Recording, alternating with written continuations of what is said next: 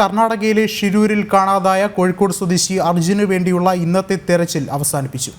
നാളെ പുലർച്ചെ തെരച്ചിൽ പുനരാരംഭിക്കും. കാലാവസ്ഥ പ്രതികൂലമായ സാഹചര്യത്തിലാണ് രാത്രി പരിശോധന നിർത്തിവെച്ചത്. രാത്രിയിൽ തെരച്ചിൽ ദുഷ്കരമെന്ന് ദൗത്യസംഘം വ്യക്തമാക്കി. നിലവിൽ കനത്ത മഴയും നീരൊഴുക്കും രക്ഷാപ്രവർത്തനത്തിന് പ്രതിസന്ധി സൃഷ്ടിക്കുകയാണ്. അതേസമയം രാത്രിയിൽ തെരച്ചിൽ നിർത്തിവെക്കരുതെന്നും അർജുന്റെ കുടുംബം ആവശ്യപ്പെട്ടു.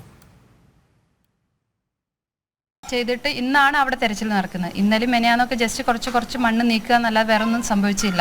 ഇന്നാണ് തെരച്ചിൽ നടന്നത്.